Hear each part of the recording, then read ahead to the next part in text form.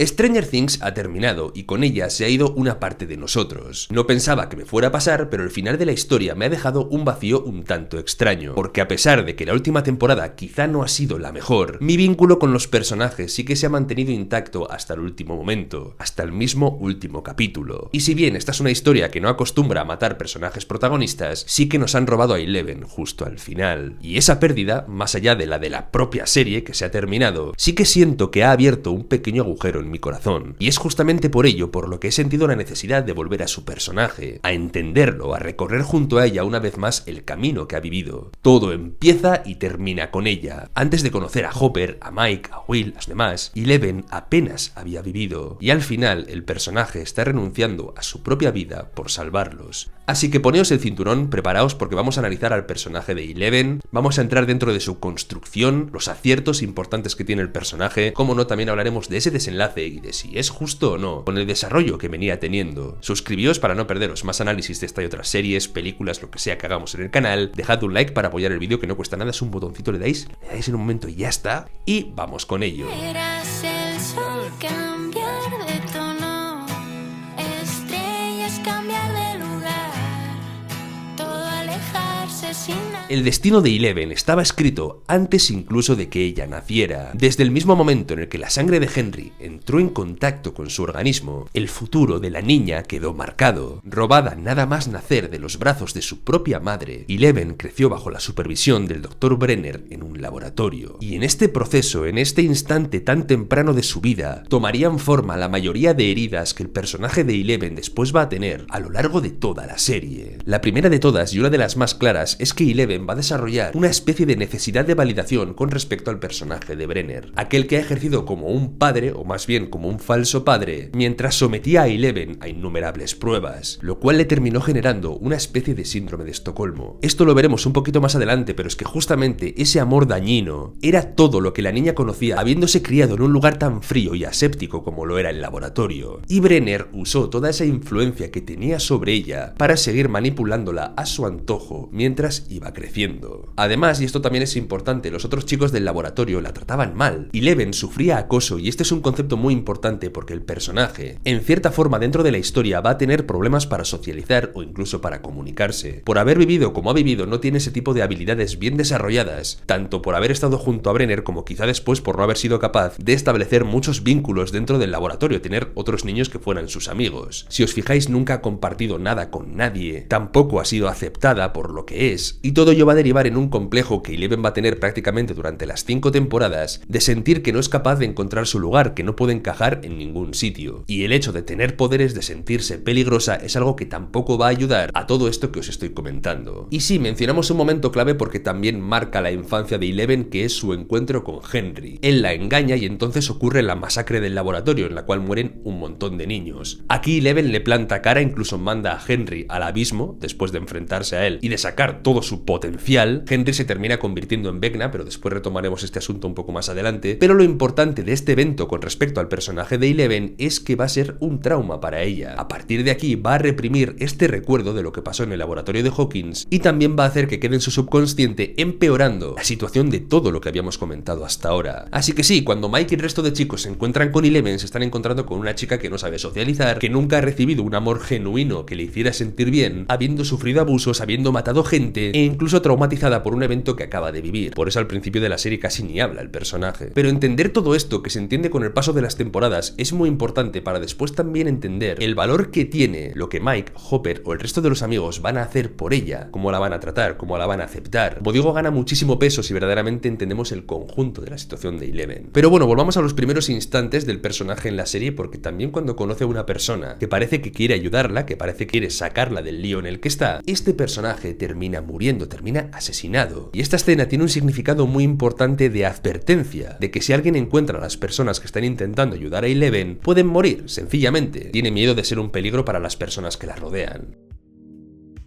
En la primera temporada hay un simbolismo muy bonito con respecto a la peluca y también con respecto a la ropa de niña que parece que está vistiendo por primera vez. Sentirse como una niña o haciendo lo que una niña normal de su edad debería hacer es algo que su personaje nunca ha tenido. Si por un lado su pelo corto es una representación de la despersonalización que el personaje ha tenido, de todo el sufrimiento que ha vivido, de esa infancia que no tiene o de la percepción que tiene ella misma sobre que es un monstruo, sentirse parte de los chicos como una niña más, para ella es súper importante. Es algo que de alguna forma le da esperanza a su personaje. Pero claro, ¿qué es lo que hace? Intentando evitar que los chicos se encuentren en el laboratorio, porque sabe que si lo hacen pueden morir, igual que había muerto la primera persona con la que se había encontrado, les miente. En una discusión sin querer también empuja a Lucas, haciéndole daño. Aquí Mike se enfada e Eleven parece abrazar un poco con rabia la parte de sí misma que considera un monstruo. Hay una escena muy buena en la que se mira el reflejo del lago, se quita la peluca como si estuviera fingiendo hasta ahora y su verdadero yo fuera ese yo rapado, ese monstruo. Es un dilema duro porque el arco del personaje durante la primera temporada es aceptarse a sí misma tal y como es. Por eso cuando se encuentra con Mike con el pelo corto, le pregunta: ¿todavía estoy guapa con el pelo corto? ¿Sigo siendo una niña? ¿Sigo siendo yo alguien que merece amor? Y no el monstruo que de alguna forma percibo que soy. Eso me encanta, la verdad que ese punto de la primera temporada fue muy potente y como Mike le hace ver eso, que sí merece ser integrada, que merece amor, incluso se enamora de ella durante la temporada, con lo cual es muy bonito. Pero ¿qué pasa? Pues que aún así Brenner y los soldados se les echan encima y Eleven tiene que plantar cara a Brenner por primera vez, lo cual es muy difícil para ella, ¿vale? Porque dentro de esa relación de dependencia que tienen, Eleven quiere a su padre. Pero bueno, lo hace, se sacrifica por el grupo y termina despidiéndose de Mike, de una forma que después va a tener un eco muy importante al final de la última temporada. De alguna forma la vibra de la primera temporada es muy parecida a la de la última. Me marcho, me sacrifico por vosotros, cierro el portal al Upside Down aunque tenga que meterme yo, porque eso os va a proteger. Y así justamente termina la primera temporada. Entra la luz en mis pulmones. Volvería a elegirte sin mirar más opciones. Pero Eleven no dura mucho en el Upside Down, y a su vuelta comienza una de las relaciones más bonitas de Stranger Things, como lo es esa relación de padre-hija que va a tener con Hopper. Pero sí que es verdad que la dinámica entre los dos personajes siempre está basada en el mismo concepto, en Hopper queriendo ser sobreprotector con ella. Evidentemente Hopper es un personaje que perdió a su hija hace mucho tiempo, por lo cual incluso se siente culpable, porque él en Vietnam estuvo expuesto a la agente naranja, y después las personas que estuvieron expuestos a este agente, cuando tuvieron hijos y demás, los hijos tuvieron problemas de ese tipo. Entonces por eso él se siente culpable. Pero como digo, siempre se tira y afloja. Él quiere protegerla y ella intenta descubrir el mundo, hacer cosas diferentes. En la segunda temporada, por ejemplo, quería salir en Halloween y Hopper no le dejaba. Bueno, es que literalmente no le dejaba salir ni de la cabaña. En la tercera, Hopper se entromete literalmente en la relación que tiene con Mike, queriendo controlar cuándo se ven, cómo se ven y todo eso. Ese gesto que le dice siempre de que deje la puerta entreabierta es también una forma de control. En la cuarta temporada es verdad que el personaje de Hopper no está cerca del personaje de Eleven, con lo cual ahí lo que pesa dentro de la historia es la propia ausencia de ese vínculo, pero en la última temporada otra vez vuelve a ejercer como padre sobreprotector, no queriendo que se enfrente a Vecna antes de tiempo, podemos decir, intenta evitar que Eleven vaya al Upside Down, vuelca esa especie de inseguridad también en que los entrenamientos que tienen sean muy estrictos, y cuando Eleven quiere tomar la última decisión, también intenta evitarlo. Bueno, esta parte sí la entiendo porque al final la decisión que está tomando Eleven es la de sacrificarse a sí misma, entonces en ese punto entiendo que Hopper le quiere hacer ver que puede haber más opciones, ¿no? Que la muerte. Pero si bien es cierto que esta dinámica no evoluciona demasiado y es un poco repetitiva, termina funcionando y termina siendo muy entrañable gracias al carisma de los personajes y también de los altibajos que vas viendo a lo largo de la serie. De hecho, uno de los momentos más bonitos de todo Stranger Things es cuando al final de la temporada 4 Eleven está con la puerta entreabierta, que es justamente lo que Hopper le decía cuando estaba con Mike, que la tuviera así para que pudiera vigilarla, como si en ese momento Eleven estuviera deseando que Hopper estuviera vigilándola, sentir esa protección que sí a veces es un poco opresiva pero que también es amor y algo que Eleven valora. Y justo cuando está así, rota por eso, aparece Hopper, como digo, en una de las escenas más bonitas de toda la serie. Pero bueno, aquí sí que me he adelantado un poquito porque tenemos que volver a la segunda temporada para descubrir que la madre de Eleven todavía está viva. Es verdad que no está mentalmente bien por todo lo que Brenner hizo con ella, que esto es bastante shock, y lo que es muy duro es ver a Eleven conociendo a su madre pero también dándose cuenta de que apenas queda ya nada de ella. Sí que es capaz de alguna forma su madre de enseñarle enseñarle los recuerdos de lo que pasó con ella, cómo Brenner la robó, incluso el primer recuerdo sobre Cally, ¿vale? Que esto también es importante, pero lo cierto es que la sensación de haber visto a su madre es de que ha encontrado verdad, ha encontrado una parte de su historia, pero también más dolor porque su madre no puede estar ya ahí para ella. Y entonces llega el infame capítulo de Cally de la segunda temporada, que si bien para mí está mal planteado y está muy fuera de la historia general, el tono del capítulo no termina de funcionar dentro del conjunto de la historia, pero hay un par de cosas interesantes que sí que se pueden sacar del episodio. Por un lado, que Cally le explica cómo puede maximizar sus poderes a través de las emociones.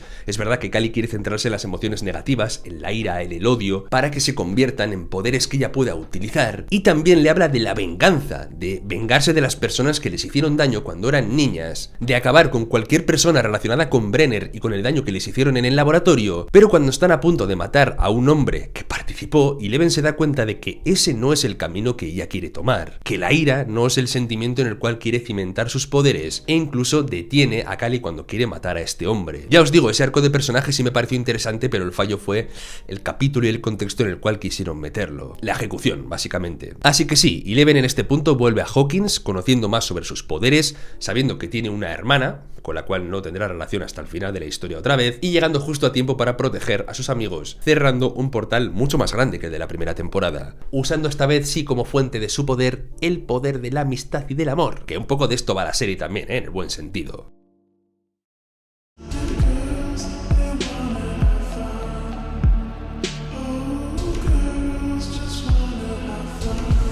La tercera temporada para mí es claramente la más divertida con respecto a Eleven. Divertida porque vas a disfrutar de cómo el personaje está viviendo una parte de su vida que nunca había vivido. Situaciones absurdas con Mike, líos de adolescentes, salseos que son absurdos, pero que es justamente sobre eso, sobre lo que va la adolescencia. Y es una de las temporadas en las que ves a Eleven reír de verdad y despreocupada. Y además también es la primera temporada en la que Eleven va a tener una amiga, ¿vale? Que también es importante para ella. Max y ella van a compartir algunos momentos muy especiales en esta tercera temporada, y la serie se vuelve ultra colorida en este punto, en referencia a que Eleven por fin está descubriendo las partes buenas que tiene el mundo, que la vida puede ser algo bonito que disfrutar y que vivir. De hecho, la relación de Max es bastante importante, pero no empieza con buen pie, porque en la segunda temporada el primer contacto que Eleven tiene con Max tiene que ver con celos, tiene que ver con inseguridades, porque sí, la primera vez que la ve jugando con Mike o hablando con Mike, y el personaje se pone celoso, pero son celos que nacen de la inseguridad que su personaje siente. Al no sentirse una chica normal, alguien que Mike pueda amar, cuando Mike sí está con alguien que ella percibe como más normal que ella, ¿vale? Y aquí es cuando nace esa inseguridad. Los celos que siente son claramente una proyección de no sentirse suficiente para Mike. Pero lo bueno de la tercera temporada es que deja esta mala sensación atrás y en cambio el personaje de Max da la vuelta totalmente. Si bien empezó como un foco de inseguridad para Eleven, ahora es todo lo contrario. Se convierte en un personaje que empieza a darle confianza a Eleven, que le da consejos sobre cómo estar con Mike, le ayuda a hacerse valer, le ayuda a encontrar su propio estilo a nivel de ropa, y como digo, esta es una relación muy bonita que se enmarca dentro de una temporada en la cual Eleven lo que estaba haciendo era solamente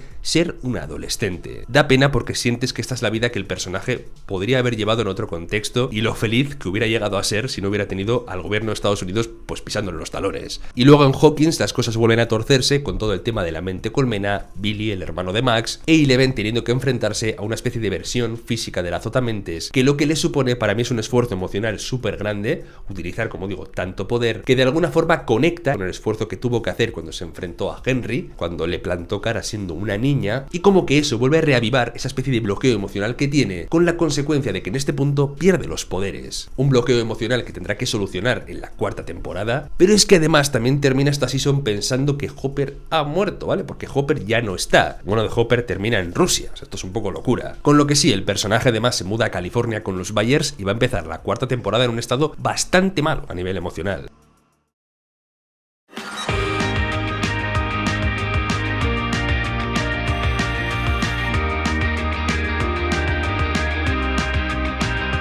Estamos en California y Eleven está viviendo con los Byers y se está teniendo que enfrentar a un nuevo entorno, a un nuevo instituto. Pero claro, como hemos dicho, y aunque Eleven lleve tiempo relacionándose con gente, ella no tiene muchas herramientas para socializar. Le cuesta muchas veces integrarse en lugares por todas las inseguridades que hemos dicho que tiene. Y claro, si esto lo sumas a que está entrando en un entorno hostil, como lo puede ser un instituto, donde la gente es cruel muchas veces, esto le lleva a sufrir acoso una vez más, igual que lo sufría, si os acordáis, en el laboratorio, por parte de los otros chicos. Por eso después después se despiertan emociones muy fuertes en ella cuando siente que le están haciendo otra vez lo mismo. Sin la figura de Hopper y también sin sus poderes, que en este punto sus poderes los había aceptado como algo positivo de ella porque le daba la posibilidad de proteger a sus amigos, y ahora que le han robado los poderes siente que le han robado una parte de su identidad, entiendes todavía mejor cómo toda esa tensión explota y cómo ella termina haciendo daño a una compañera de clase. Era una abusona, sí, pero también es verdad que a Eleven se le va un poquito la olla aquí. Explota y por ello la detienen. Y aparece aquí Sam Owens, que es uno de los científicos de la segunda temporada y que le dice que hay una forma de recuperar sus poderes, que puede volver a tenerlos para proteger a sus amigos. Y parece una buena opción, solo que para conseguirlo lo que Eleven va a tener que hacer es regresar al pasado. No físicamente, o sea, no es que encuentre una máquina del tiempo, sino que tiene que ir y enfrentar ese trauma que tiene. Independientemente de la inexplicable no muerte del personaje de Brenner, porque en la primera temporada un Demogorgon le abraza y le da besitos, cualquier militar al que un Demogorgon se le tira encima termina hecho albóndigas, pero Brenner solamente tiene una cicatriz en la cara, todo en orden. Aparte de ese pequeño detalle, para mí es un acierto muy potente traer a Brenner de vuelta, porque era algo a lo que todavía, en mi opinión, Eleven debía enfrentarse. Que siendo mayor vuelva a tener el pelo corto como cuando era una niña es un acierto total a nivel de desarrollo estético del personaje. Incluso con ella, siendo adulta, ir a revivir ciertos momentos clave de la historia, mientras tenemos esos ecos entre el pasado y el presente, como digo, para mí fue una parte súper interesante de la temporada 4. ¿Y cuál es la fórmula para recuperar los poderes? Pues sí, desbloquear ese recuerdo que todavía tiene ahí enquistado, del cual además tiene flashazos que le hacen pensar que ella fue quien mató a todos los chicos del laboratorio, con lo cual esa duda de si ella es buena, es mala, es un monstruo o no, gana más intensidad en este punto. A ver, ella ha matado unos cuantos militares, sí, es verdad, bastantes además, pero no ha matado niños, ¿vale? No es ese monstruo que ella cree que es. No es lo mismo, no es lo mismo. Ahora en serio, ver cómo Eleven vuelve a repetir esas conductas de necesidad de validación con respecto a Brenner, cómo Brenner vuelve a ser capaz de manipularla, revivir la toxicidad de esa relación, es muy duro, pero también es genial en este punto. Y por fin, a través de los recuerdos, descubrimos a Henry, descubrimos cómo engañó a Eleven, cómo mató al resto de los niños, cómo Eleven le plantó cara, ya Eleven se quita de dentro la idea o la espinita de pensar que ella había sido quien había matado a la gente. También recuerda cómo se enfrentó a Henry y cómo lo expulsó mandándole al abismo, a esa dimensión, en la cual él después se convirtió en Vecna. Ella descubre la verdad de lo que pasó en ese instante, que aunque es dura, sí que es cierto que es muy liberadora, y por eso mismo justo ella recupera sus poderes para enfrentarse a los militares. Y aquí el bueno de Brenner se sacrifica por ella. El amor que Brenner sentía por Eleven existía, solo que Brenner nunca lo expresó de una forma en la que fuera buena para Eleven. Su forma de amar se convirtieron en cadenas que solamente han hecho daño a su personaje, que la encerraron en sí misma. Era un narcisista que para lo que él era amor, para el resto de gente, sobre todo para los niños, era sufrimiento. Brenner te hacía daño pero luego te consolaba, Brenner te prometía cosas pero luego te mentía. Una especie de refuerzo intermitente que destruyó a Eleven tanto mental como emocionalmente, que la quebró generándole dependencia emocional y también unos daddy issues bastante graves. Todo lo contrario a cómo el amor de un padre debe sentirse, pero esto no implica que cuando Brenner muera a Eleven no le duela, porque de alguna forma, aunque fuera un amor tóxico, ella también sentía amor por él. Por eso, como digo, esta para mí es una de las mejores escenas de toda la serie, uno de los momentos más complejos, porque ves como Eleven por un lado siente esa pena por la pérdida de alguien a cuyo amor ha estado enganchada, por quien siente afecto también, pero al mismo tiempo el personaje lo que está es liberándose de una relación que ha sido para ella un tormento, tanto cuando la estaba experimentando como después. Brenner siempre la había sobrevolado como la sombra de un pasado del cual no conseguía huir, así que para mí esta es una de las catarsis más impactantes de todo el recorrido del personaje de Eleven, y donde más notas que los escritores mostraron cariño hacia la complejidad del personaje. La temporada 4 termina con Eleven volviendo a Hawkins para enfrentarse a Vecna, que ahora ya ella misma sabe que es Henry, y también reviviendo a Max, haciendo que su corazón vuelva a funcionar, aunque es cierto que su mente no estaba conectada con el cuerpo. Y también pues cerramos la historia con el precioso reencuentro que hemos mencionado antes con Hopper.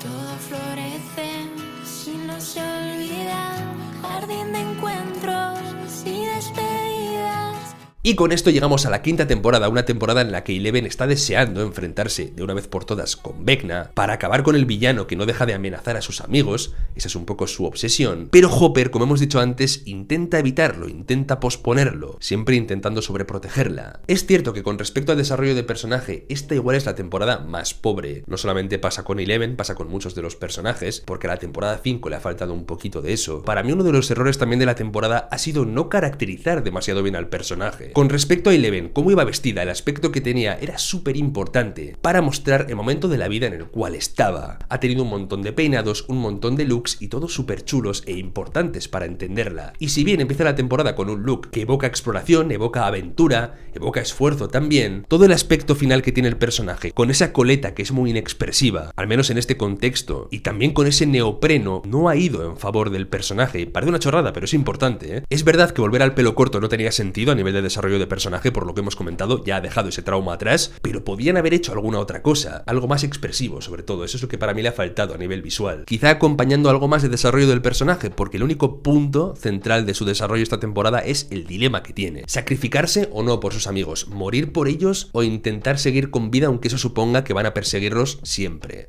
Aunque por un lado sí que siento que desaparecer de sus vidas tiene mucho sentido, porque es muy redondo que todo empiece y termine con ella, también hay un punto injusto con respecto al desarrollo de su personaje y a los mensajes que se quieren mandar. ¿En qué sentido digo que hace daño a su arco de personaje? Pues que puedes sentir que al final de la obra parece que los eventos y lo que está pasando le está dando la razón a esa Eleven que de pequeña pensaba que era un monstruo, que no podía encajar en ningún sitio, que no tenía lugar junto a sus amigos, que todos los traumas que ha vivido en su infancia definitivamente han marcado su adultez y le ha robado la oportunidad de vivir el resto de su vida con los personajes que la estaban haciendo feliz. Que por cierto, esto se aplica independientemente de lo que pensemos con respecto al desenlace. Viva o muera, la serie le está robando la oportunidad de vivir, de encajar en un sitio el resto de su vida. Aunque sea una sensación que no impregna todo su desenlace, sí que sentir que ese es el mensaje que se puede estar mandando con respecto a Eleven, que está condenada a nunca superar sus traumas y a nunca terminar encajando, a mí me ha dolido porque hasta ahora tenía la sensación de que tu pasado no podía marcarte para siempre, que siempre había una oportunidad nueva de crecer, de vivir y de amar, de que no eres solamente tus traumas o tus cosas que te diferencian en el mal sentido. Se podía haber mantenido ese concepto si Eleven, en vez de morir, hubiera perdido sus poderes, ya hubiera dejado de ser interesante para los militares y por fin podía haber tenido una vida normal. Si bien esta es la parte que me hace daño con respecto a cómo Eleven termina, quizá esa sea un poco la injusticia que están buscando, como la vida ha sido injusta con Eleven, y quizás sea la culpa de por qué yo me he quedado con un vacío tan grande al final de la temporada, con lo cual quizá no es del todo malo, o sea, sentido tiene como tal, pero también es verdad que el final tiene otra interpretación, otra forma de verlo, que me parece más poética y me parece más bonita también. Como os he dicho, es muy redondo que la historia empiece y acabe con ella, eso es muy satisfactorio a nivel de escritura, hay una circularidad y una simetría ahí que molan mucho, pero la interpretación que me da un poco de esperanza con respecto al final es sentir con respecto a esa última decisión que ella nunca fue el monstruo, porque el monstruo siempre fue el mundo que la estuvo persiguiendo, haciéndole daño o robándole su infancia. Y su forma de rebelarse contra este monstruo ha sido dar la vida por aquellas personas que en otro momento de la historia le dieron la vida a ella, que le mostraron que merecía la pena vivir, y de alguna manera Eleven también estaría devolviéndoles esa libertad que un día ellos le dieron a ella, cuando sentía que el mundo solamente podía ser un lugar cruel e injusto, un lugar oscuro. Mike, Hopper, Max, Dustin, Lucas, todos aparecieron para demostrarle que eso no tenía por qué ser así, y esa es la luz del mundo que ella quiere salvar. Y por eso, ya siendo una adulta, toma la decisión consciente, liberando a Hopper de la culpa, de dar su vida por esa causa. Así que ya veis, por un lado su desenlace es injusto, corta un poco la evolución de su personaje, pero también tiene esta interpretación bonita con respecto al final, de gratitud, de devolver esa vida que le dieron una vez. Es un final agridulce por el cual siento ese vacío tan profundo, más allá de la marcha de la propia serie, que es una serie que ha sido importante en mi vida, porque también marca un poquito el inicio del canal. Lo cruel que ha sido la serie con Eleven al final también me ha dejado bastante triste en general. Ya os digo que la última temporada para mí